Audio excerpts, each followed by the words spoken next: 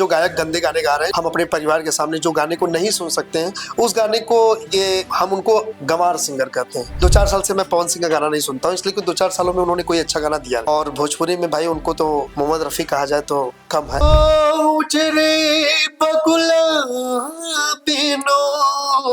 पिपरो न सोहे, कोयले बिना बगिया ना सोहे राजा। आज के डेट में सोशल मीडिया पे तो लोग ऐसे भी हैं कि वो फालतूगिरी भी कर रहे हैं, वो ट्रेंड में है।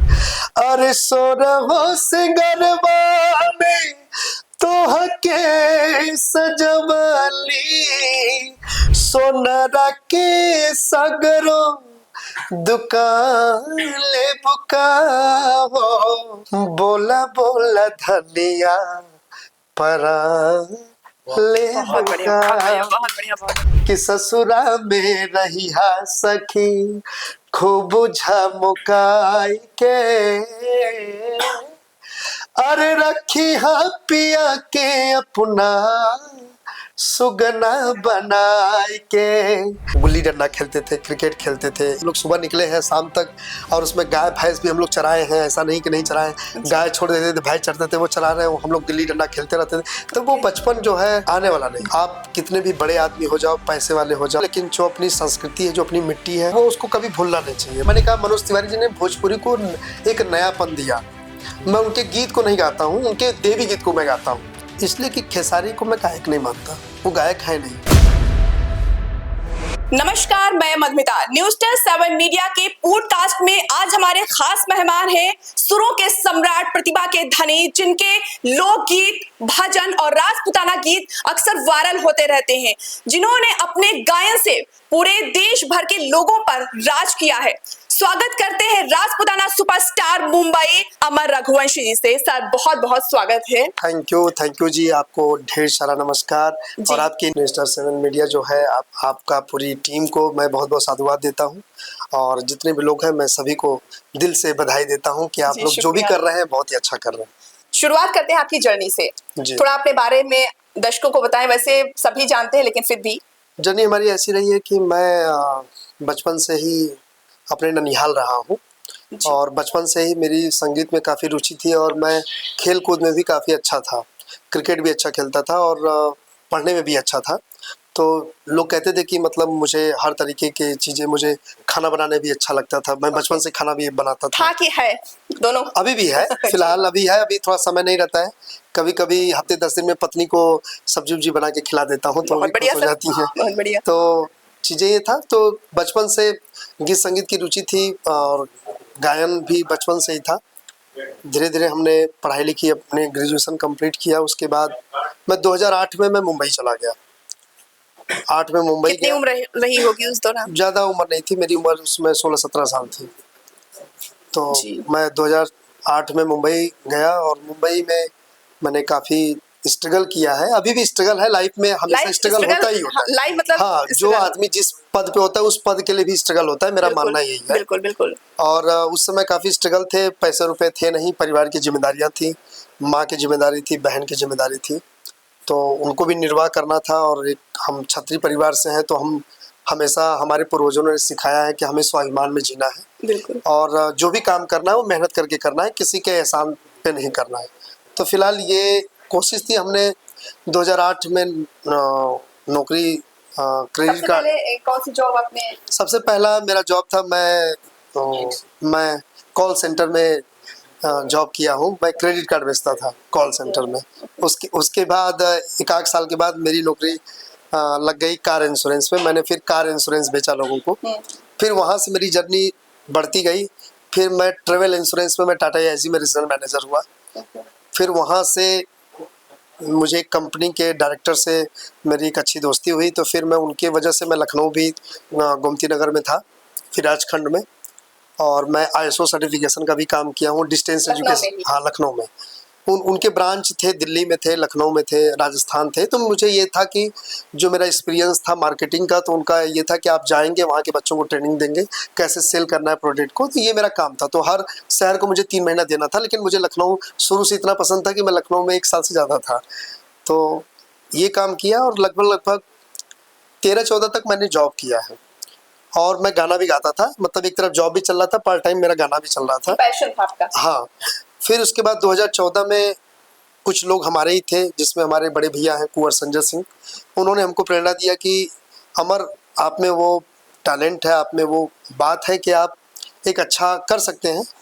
तो एक क्षत्रिय सम्मेलन हुआ मुंबई में बहुत बड़े लेवल पे, पहली बार वहीं हमें मौका मिला और वहीं मौके ईश्वर की कृपा थी कि हम वहाँ पे गए, गाना गाए और लोगों को बहुत ही पसंद आया।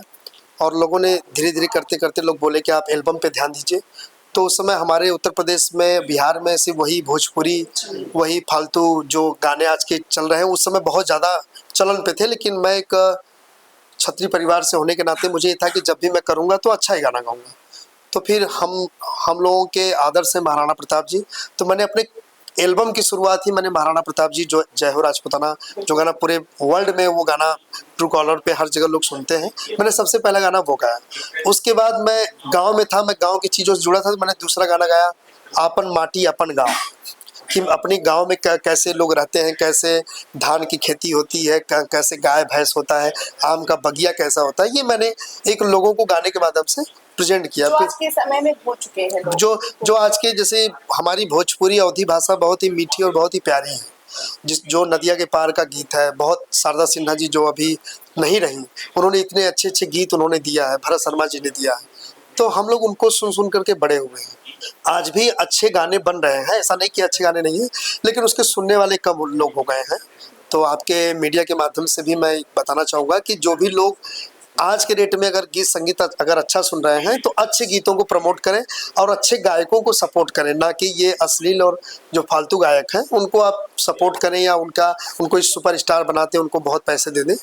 और धीरे धीरे ऐसे करते करते 2014 में मेरी शादी हो गई।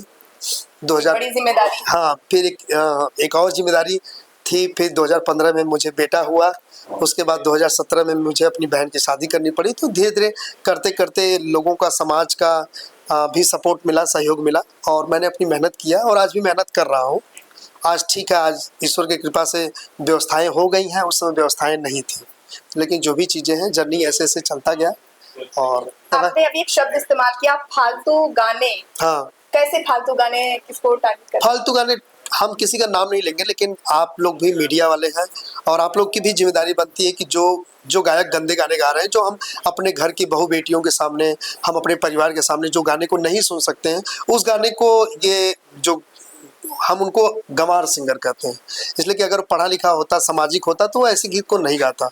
तो ऐसे बहुत सारे गायक हैं जो बिहार में ज़्यादा हैं, उत्तर प्रदेश में कम है, उत्तर प्रदेश में भी हैं, लेकिन उसमें बिहार के लोग ज़्यादा हैं। तो कहीं न कहीं उनको गाइड करने की, उनको एक दिशा देने की ज़रूरत है।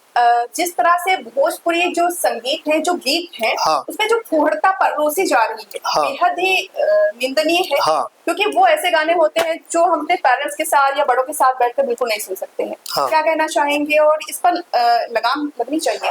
लगाम देखिए तभी लग पाएगा कि जब हर तरीके से मीडिया, समाज के अच्छे लोग जब उसका बहिष्कार करेंगे। अभी आजकल मैं देखता हूँ कि मैं उत्तर प्रदेश में रहता हूँ, कहीं भी शादी चलती है तो घर की बहू बेटियां भी रहती हैं, सारे लोग रखते हैं, लेकिन डीजे पे वही गाने चलते हैं जो सबसे गंदे गाने होते हैं। तो कहीं न कहीं उनको बढ़ावा देने में हमारे आप जैसे जो लोग सुनने वाले हैं, उन्होंने भी बढ़ावा दिया है। हम सिर्फ गायकों को सारा दोष नहीं देंगे, सुनने वालों को भी दोष देंगे, लेकिन हमारा जो आज के डेट में समाज है, कल्चर है, जो भारतीय संस्कृति है, जो हम, और जहाँ तक कि हमारा उत्तर भारत के जो कल्चर रहे हैं, अपना पूर्वांचल, लखनऊ, बिहार, ये हमेशा पूरे वर्ल्ड को रिप्रेजेंट किया है कि नहीं, हमारे उत्तर भारत में ये तहज़ीब कैसे है। लेकिन कहीं न कहीं उन गायकों से भी मैं तो रिक्वेस्ट करूँगा कि आप गीत गा रहे हैं, लोगों का प्रेम मिला, आप अच्छे गीत गाइए। इसलिए कि भोजपुरी में बहुत अच्छे अच्छे गीत बने हैं, हम लोग भी गाते हैं। इसलिए कि हम जहाँ भी, छठ पूजा को लेकर भी शारदा जी ने जो गाने गाए, हाँ, बहुत ही छठ पूजा का मेरा कार्यक्रम अभी अहमदाबाद में था। मैं वहाँ पे सबसे पहला गाना जो मैंने गाया वो शारदा सिन्हा जी का ही गाना गाया, जो उन्होंने गाया था, पहले पहले हम कैली छठ व्रत, छठी माई हर साल कहाँ चाहिए बासे की बहंगिया। तो ये सब गीत तो अजर अमर गीत है। अभी शारदा सिन्हा जी का एक गीत एक लोगों ने फरमाइश कर दिया था, कोयल बिना बगिया ना सोहे राजा, उसको भी मैंने गाया था। तो ये सब गीत, जैसे रेलिया बैरन पिया को लिए जाने से मालिनी अवस्थी जगाती है, तो बहुत अच्छे अच्छे गीत हैं जो आप लोगों को रिप्रेजेंट कर सकते हैं और हम लोग गाते हैं। ऐसा नहीं कि हम सिर्फ कह रहे हैं, उस गीतों को हम हर मंच पे गाते हैं। आपकी मीडिया में भी अगर लोग बोलेंगे तो हम उसको सुना सकते हैं कि हम लोग हर तरीके का गीत गाते हैं, लेकिन हम फुहड़ता और अश्लीलता से दूर हैं। 7 भाषाओं में आप गीत गाते हैं? लगभग भाषा तो नहीं कहेंगे, कल्चर कह सकते हैं। कल्चर कह सकते हैं, जैसे मैं हिंदी गाता हूँ, अवधी गाता हूँ, गजल गाता हूँ, भोजपुरी गाता हूँ। हाँ ठीक है, भोजपुरी गाता हूँ। किसको फॉलो करते हैं सर गजल? गजल में मैं गुलाम अली साहब जी को फॉलो करता हूँ, जगजीत सिंह जी को फॉलो करता हूँ। तो जो मुझे अच्छी लग जाती है मैं उन्हीं का गजल गा लेता हूँ, गुनगुना लेता हूँ। मैं बहुत बड़ा कलाकार तो नहीं हूँ, लेकिन मेरी कोशिश ये होती है कि जो मैं मंचों पे गीत गाऊं तो लोगों को वो गीत पसंद आने चाहिए। इसलिए कि जब हम कलाकार कहीं अपने आप को रिप्रेजेंट करते हैं तो उस महफिल में बुजुर्ग भी रहते हैं, यंग भी रहते हैं, 40-50 साल के भी लोग रहते हैं। तो सब कहीं न कहीं हर आदमी संगीत से जुड़ा हुआ है, चाहे आप हो, चाहे हम हो, चाहे कोई भी हो। इसलिए कि हर आदमी जब संगीत से जुड़ा होता है और संगीत में कुछ न कुछ अपनी बात ज़रूर करता है, ज़रूर रखता है। तो सब सारी चीज़ें हैं। जब सर आपने सिंगिंग स्टार्ट की तो इसमें कई लोग सपोर्ट करने वाले होंगे और कई लोग पीछे भी खींचने वाले होंगे, अरे भाई साहब ये क्या कर रहे हैं, आप कहाँ जा रहे हैं, पढ़ाई लिखाई करो, ऐसे बोलते हैं लोग। सपोर्ट में कैसा था कि पहले तो ये सब चीज़ों में हमारे पिताजी और बहुत सारे लोग थे ऐसे भी कि बोले थे कि तुम राजपूत के लड़के हो, ये सब क्या नचनिया पतनिया काम कर रहे हो। ये सब चीज़ें हम लोग के भी सामने आया, ऐसा नहीं कि नहीं आया। तो कैसा था कि हमारे बाप दादाओं ने परिवार में कोई काम संगीत का किया नहीं था और उस परिवार से हम निकले। हमारे मामा जी जो है आजमगढ़ हमारा ननिहाल है, तो हमारे मामा जी गीत संगीत से पहले जुड़े हैं, आज भी वो रामायण बहुत अच्छा गाते हैं। तो हम ननिहाल में रहे तो हमारे संगीत भरा माहौल में हमारी परवरिश हुई थी। तो कहीं न कहीं मामा जी और मेरी माताजी भी उस समय, मेरी माताजी भी मतलब भजन वजन गाती हैं, तो उनका था। लेकिन ये सब चीज़ें तो थी ही कि हम राजपूत परिवार से हैं, ये सब काम हमारा नहीं है। लेकिन आज की दुनिया जो है टैलेंट की कदर है, और अगर आपके अंदर टैलेंट है, अगर आपके अंदर वो भावना है, आपके अंदर वो जज्बा है, तो आप जीवन में कुछ भी कर सकते हैं। जेनेटिक प्रभाव होता है सर इसका मतलब? जी जरूर होता है। अभी मेरा बेटा है जो अभी 7-8 साल का है, बहुत अच्छा गाता है वो। हम नहीं चाह रहे हैं कि वो अपनी इस फील्ड में आए, लेकिन वो उसके ब्लड में है। तो वो उसने भी 2-3 गाने गाए हैं, विराम जी का उसने भी गाना गाया। तो वो चीज़ें कहीं न कहीं वो आप जब जैसे माहौल में आप होते हैं मैम, तो कहीं न कहीं वो चीज़ें होता ही है। राकेश सर गाना सर से गा लेते हैं, अपने दर्शकों को सुना लेते हैं, बहुत अच्छा गाते हैं सर। कोई पसंद अयोध्या वाला गाना मुझे बहुत अच्छा लगा। हाँ, वो मेरा सबसे पसंदीदा, एक्चुअली वो गीत मैं अयोध्या में शूट किया था। जब ये मंदिर नहीं बना था तो उसके पहले ही हम लोग का ऐसे दिल में आ गया था कि हम लोग अयोध्या में इस गीत को गाएंगे। और उसमें सबसे बड़ा सहयोग करडी सेना के उपाध्यक्ष सनी भैया हैं, सनी सिंह जी। वो हमारे मित्र भी हैं, बड़े भाई भी हैं। तो उन्होंने कहा कि अयोध्या में शूट करिए। उसमें प्रिया राजपूत भी उस गाने में सहयोगी थी, वो भी बनारस से पूरी टीम के साथ में आई थी, उनको भी दिल से साधुवाद है। तो उसी को मैं गीत आपको अगर आप कहें तो एक लाइन सुना देता हूं। जी बिल्कुल बिल्कुल, हमारे दर्शक सुनना चाहेंगे। हो अयोध्या में जय बधैया हो कि राम रघुरैया आए हैं।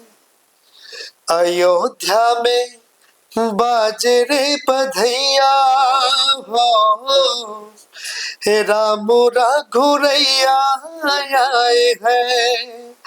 कि के वो लुटावेला अन धन सोनवा, कि के वो लुटावेला भरल खजानवा, कि के वो लुटावे धेनु गैया हो, कि जग के खेवैया आए हैं। अयोध्या में बाजला बधैया हो, हे राम रघुरैया आए हैं। Thank you. बहुत बढ़िया। तो अच्छा, जैसा कि आप भोजपुरी गाना गा रहे हैं, तो भोजपुरी में ऐसा कौन सा सिंगर है जिसको आप फॉलो करते हैं? मैं फॉलो तो किसी को नहीं करता हूँ, इसलिए कि गोपाल राय जी को मैं बचपन से फॉलो किया है, मेरे पसंदीदा सिंगर रहे हैं कि उन्होंने बहुत अच्छे अच्छे गाने गाए। और कुछ टाइम तक हमने पवन सिंह जी को भी फॉलो किया है। अभी 2-4 साल से मैं पवन सिंह का गाना नहीं सुनता हूँ, इसलिए कि 2-4 सालों में उन्होंने कोई अच्छा गाना दिया नहीं। हाँ, इसके पहले पवन सिंह जी ने बहुत अच्छे अच्छे गाने दिए हैं, और भोजपुरी में भाई उनको तो अगर मोहम्मद रफ़ी कहा जाए तो कम है। तो मैं, और गीत तो जैसे मैंने शारदा सिन्हा जी को भी काफ़ी, उनके गीत मुझे अच्छे लगते हैं। जैसे उनका गाना है, हो उजरे बगुला बिनो पिपरो न सोहे, कोयले बिना, कोयले बिना बगिया न सोहे राजा, कोयली बिना बगिया न सोहे राजा, कोयली बिना बगिया न सोहे राजा, कोयले बिना बगिया न सोहे राजा, भाई भतीजा बिना नैहरो न सोहे, भाई भतीजा बिना, अरे भाई भतीजा बिनो, भाई भतीजा बिनो नैहरो न सोहे, देवरे बिना, देवरे बिना अंगना न सोहे राजा, देवरे बिना अंगना न सोहे राजा, देवरे बिना अंगना न सोहे राजा, कोयले बिना बगिया न सोहे राजा, कोयले बिना। बहुत बहुत बढ़िया। मेरी आवाज ही मेरी पहचान है, लता मंगेशकर का ये जो गाना है आपके लिए भी है सर, कि आपकी आवाज ही आपकी पहचान है और आज देश भर में अपना नाम बुलंद किया है इसी सुरों से। जैसे सर आपने बताया कि जे पवन सिंह को आप सुनते हैं, गोपाल राय जी को सुनते हैं, खेसारी को क्यों नहीं सुनते सर? इसलिए कि खेसारी को मैं गायक नहीं मानता, वो गायक है नहीं, पहली बात। इसलिए कि खेसारी में कोई क्वालिटी नहीं कि वो किसी गायक को प्रभावित करे, इसलिए कि मैं एक सिंगर हूँ, और सिंगर कभी दूसरे सिंगर का तभी गाना गाता है जब वो उस सिंगर से प्रभावित होता है। जैसे गुलाम अली साहब भले पाकिस्तान के सिंगर हैं, लेकिन उनको वर्ल्ड गाना गाता है। राहत फ़तेह अली खान को लोग गाते हैं, अरिजीत सिंह जी को लोग गाते हैं, सोनू निगम को मैं सबसे ज़्यादा, अगर पूरे भारत में अगर सबसे ज़्यादा मैं पसंद करता हूँ तो सोनू निगम जी को पसंद करता हूँ। वही बिहार की बेटी है आपकी मैथिली ठाकुर, जिनके साथ मैं 1-2 बार मिला भी हूँ, मुंबई के भी कार्यक्रम में उनके साथ जुड़ा रहा हूँ। तो मैं उनको मैं पसंद करूंगा कि जिनके गीत संगीत में वो बात होगी। लेकिन इस समय तो ट्रेंडिंग स्टार खेसारी लाल यादव को ही हम कह रहे हैं कि आज के डेट में सोशल मीडिया पे तो लोग ऐसे भी हैं कि वो फालतूगिरी भी कर रहे हैं, वो ट्रेंड में है। आप अगर ट्रेंडिंग वीडियो की अगर बात करेंगे तो यूट्यूब में अगर ट्रेंडिंग आप वीडियो को सर्च करेंगे तो 10 ट्रेंडिंग में उसमें 5 चीजें जो फालतू कंटेंट चल रहे हैं वही ट्रेंडिंग में रहता है। अच्छा, तो आपके हिसाब से सर पावर स्टार कौन है? पावर स्टार पवन सिंह या खेसारी लाल? देखिए, मैं कैसे कि मैं भोजपुरी में बहुत लोगों की बातचीत नहीं करूंगा, ना मैं पवन सिंह के बारे में बात करूंगा, ना मैं खेसारी के बारे में बात करूंगा, इसलिए कि मैं वो उनके अपने तरीके हैं गाना गाने के, उनकी अपनी ऑडियंस है। हाँ, पवन सिंह के बारे में इसलिए कहता हूँ कि पवन सिंह ने एक भोजपुरी को एक दिशा दिया है, और पवन सिंह ने अभी स्त्री 2 में भी उन्होंने बहुत अच्छा गाना गाया था, और बॉलीवुड में वो एंट्री कर लिए हैं, ये हमारे भोजपुरी के लिए अच्छी बात है। लेकिन मैं उनके बारे में बिल्कुल भी बात नहीं करना चाहूँगा, इसलिए कि मैं बात अपने बारे में और समाज के बारे में और अच्छे लोगों के बारे में बात करना चाहूँगा। वो जो काम कर रहे हैं वो उनकी अपनी ऑडियंस है, हम जो काम कर रहे हैं हम अपना काम कर रहे हैं। अच्छा, अभी बहुत सारा विवाद चल रहा है, जैसे खेसारी लाल और काजल राघवानी का विवाद चल रहा है। मैं उसमें कोई भी टिप्पणी करना नहीं चाहूँगा, इसलिए कि वो उनकी पर्सनल लाइफ है। इसलिए कि मुझे इतना पता होता है कि जब आदमी को किसी की ज़रूरत होती है तो आदमी उस समय उसकी बहुत तारीफ करता है, जब ज़रूरतें ख़त्म हो जाती हैं तो उसकी बुराई करने लगता है। तो मैं न इसमें खेसारी लाल को मैं दोषी देता हूँ, न काजल राघवानी को दोषी। ये समय की बात है। समय ऐसा है कि हो सकता है कि काजल राघवानी को लग रहा हो कि मेरे पास काम ना हो, तो हो सकता है कि वो खेसारी के ऊपर आरोप, खेसारी को हो सकता है कि इनकी मुझे कोई ज़रूरत ना हो, तो खेसारी उनके ऊपर आरोप लगा रहे हैं। तो इस पे मैं कोई टिप्पणी नहीं करूँगा कि नहीं उसमें काजल राघवानी की गलती है, कि खेसारी की गलती है, कि फलाने गलती है। ठीक है, ये दुनिया है, ये TRPU के लिए बहुत सारे हीरो हीरोइन भी ये सब कंटेंट करते रहते हैं और ये 2 दिन की बात है, तीसरे दिन फिर नई हीरोइन आ जाएगी, नई नई हीरो आ जाएंगे, काम ऐसा होता रहेगा। अच्छा, आपके हिसाब से भोजपुरी इंडस्ट्रीज को बढ़ाने में किस सिंगर का या किस एक्टर का सबसे ज्यादा बहुत लोगों का हाथ है, रवि किशन जी का हाथ है। निरहुआ को मैं सबसे ज़्यादा अगर मैं पसंद करता हूँ तो दिनेश लाल निरहुआ को पसंद करता हूँ, इसलिए कि वो उनके जो गीत होते हैं मर्यादित रहते हैं। गाने तो वो ज़्यादा नहीं गाते, उनके गाने तो आलोक कुमार हमारे मित्र हैं वो गाते हैं, बहुत लोग प्लेबैक उनके लिए करते हैं, उदित नारायण जी प्ले करते हैं, लेकिन इसमें दिनेश लाल यादव निरहुआ, रवि किशन जी और मनोज तिवारी जी, जिन्होंने भोजपुरी को एक नयापन दिया। उसके बाद पवन सिंह जी ने, भाई इस समय तो पावर स्टार, मेगा स्टार, बहुत सारे स्टार हो गए हैं इस समय, तो वो सब चीज़ें हैं। लेकिन जो और गीतों की बात अगर की जाए तो भरत शर्मा जी, शारदा सिन्हा जी, गोपाल राय जी और कुछ ऐसे और भी अच्छे अच्छे लोग हैं जो, अच्छा जैसे अभी बिहार की लड़की है, वो तो भोजपुरी में नहीं है, लेकिन मैं सबसे ज़्यादा अगर मैं किसी को पसंद करता हूँ तो मैथिली ठाकुर को, कि इतनी कम उम्र में बिहार की हो करके आज वो वर्ल्ड में अपना नाम कर रही हैं, तो मैं उनको सबसे ज़्यादा पसंद करता हूँ अगर मेरी पसंद की बात हो तो। लेकिन आज के युवा जो है वो तो ना भरत शर्मा को सुन रहे हैं, ना पुराने हमारे जैसे गाने हैं, पूर्वी सॉन्ग होते हैं या फिर निर्गुण होता है, ये सब तो आज के युवा सुन ही नहीं रहे। तो आज के युवा तो सबसे ज़्यादा बेरोजगार भी तो हैं, भटक भी तो रहे हैं। जैसे अगर ज़्यादातर युवा अगर ज़्यादा अगर उनको सुन रहे हैं, कर रहे हैं, तो आप जहाँ बैठे हैं लखनऊ में, आप देख लीजिए कि सबसे ज़्यादा बेरोजगार कौन है, युवा ही बेरोजगार है। और कहीं न कहीं जब उनको पढ़ाई लिखाई करना चाहिए, अपने करियर के प्रति फोकस करना चाहिए, तो उनका फोकस कहीं और है। तो वो चीज़ें चलती रहती हैं, ये दुनिया है, दुनिया में लोग आएंगे जाएंगे, और जो अच्छी चीज़ें होती हैं, लता मंगेशकर जी चली गई, लेकिन उनके गाने आज हम सुन रहे हैं, कल हमारा बेटा सुनेगा, बेटे का बेटा सुनेगा, ये 7 पीढ़ियां सुनेंगी और गाने कभी खत्म नहीं होंगे। और इनके जो गाने हैं, ये चाहे जिसका भी power star, mega star, trending star, ये आज गाने आते हैं, 10 दिन बाद खत्म हो जाते हैं, इसलिए कि इनके गाने में ना वो बात होती है, ना वो भाव होता है, ना वो प्रेम। जैसे मेरा जहाँ घर है, मेरा घर है केराकत जौनपुर, और मेरे ही गांव के पास में नदिया के पार फिल्म शूटिंग हुई है, जिसका गाना भी मैं गाता हूँ, कौने दिशा में लेके चला रे बटुइया, साची कहे तोरे आवन से। वो गाना जब हम लोग पैदा भी नहीं होते तब वो पिक्चर बनी थी। और आज भी मैं जिस मंचों पे, मैं चाहे लाखों कलाकार जो उत्तर भारत से रिप्रेजेंट करते हैं फिल्म दुनिया से, अगर वो नदिया के पार के गीत को गाते हैं तो आज भी लोगों को पसंद आते हैं।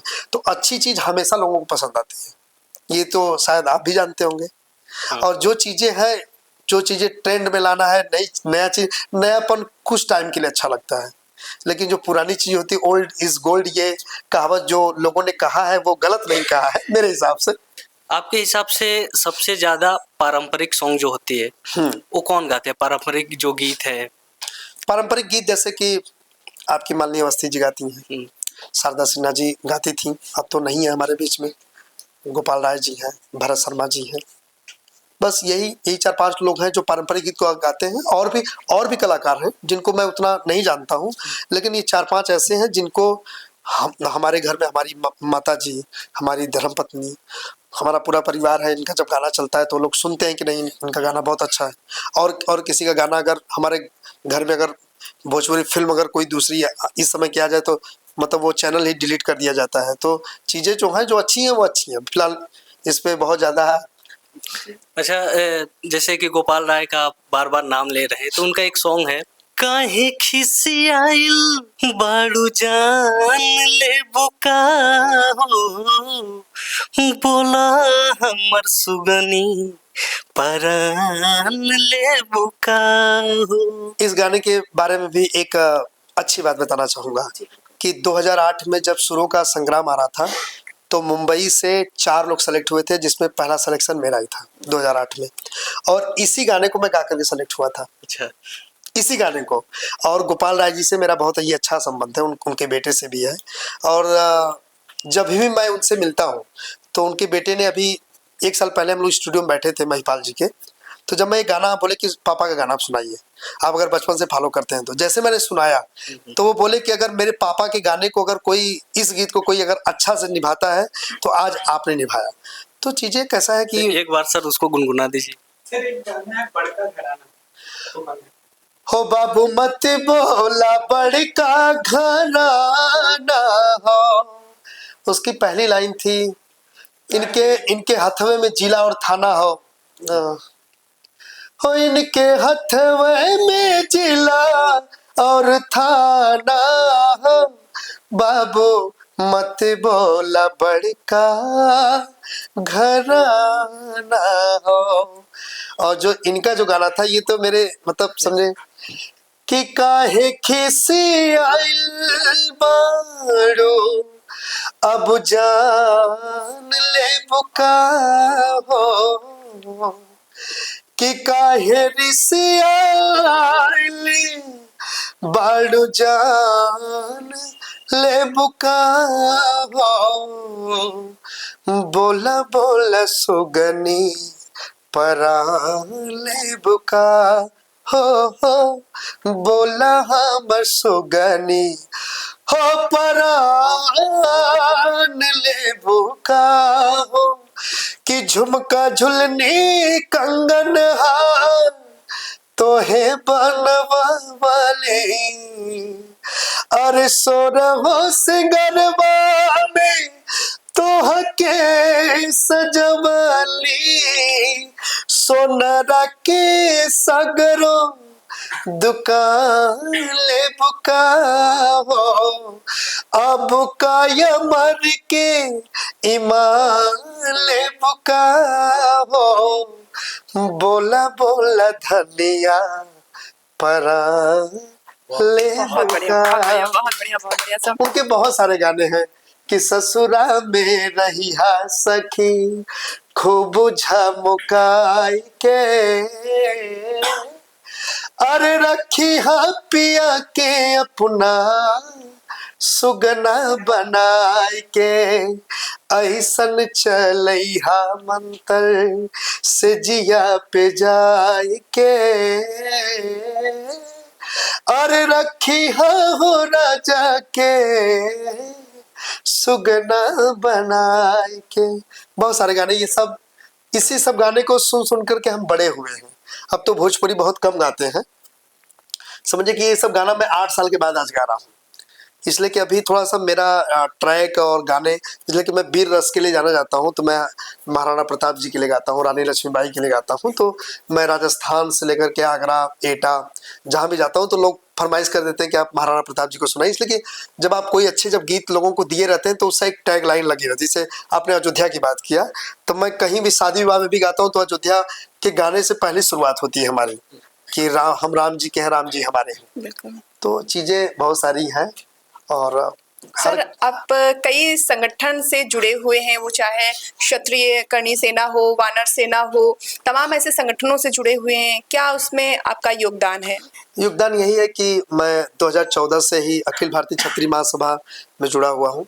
उसके बाद से करणी सेना जो यहाँ से लेकर राजस्थान चलती है, मैं करणी सेना में भी 5-6 साल से हूँ फिलहाल।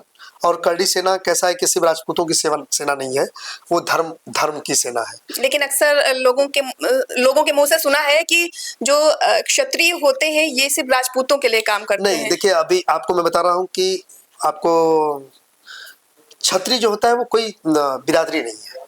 ओके। क्षत्रिय एक धर्म है। ओके। क्षत्रिय आप भी बन सकते हैं, जो छत्र बन के लोगों के साथ खड़ा रहे उसी की परिभाषा होती है क्षत्रिय। ओके। राजपूत हमारी बिरादरी है, लेकिन जब हमें क्षत्रिय कहा जाता है, और क्षत्रियों का हमेशा से इतिहास रहा है, आज से नहीं इतिहास रहा है, वो कई हजारों साल से रहा है कि वो हमेशा अपने स्वाभिमान के लिए, अपने देश के लिए, अपने समाज के लिए, अपनी मिट्टी के लिए उन्होंने हमेशा गला कटाया है, और जरूरत पड़ा है तो दुश्मनों को उन्होंने गला काटा है। तो वैसे जैसे करणी सेना में हम लोग हैं, तो जो भी हम लोग काम करते हैं तो वो किसी के साथ अगर कोई गलत काम कर रहा है, प्रशासनिक गलत हो रही है, या किसी ने किसी की हत्या कर दिया है, कोई भी चीज़ हुई, तो करणी सेना उसके लिए खड़ी हो जाती है। और नेतृत्व करने के लिए क्षत्रिय हमेशा से ही आगे रहा है, ये हमें बताने की जरूरत नहीं रही है। तो जैसे देवदूत वानर सेना जो है, जिसमें संरक्षक बड़े भैया अजीत प्रताप सिंह जी जो पीसीएस अधिकारी हैं, वो भी क्षत्रिय हैं।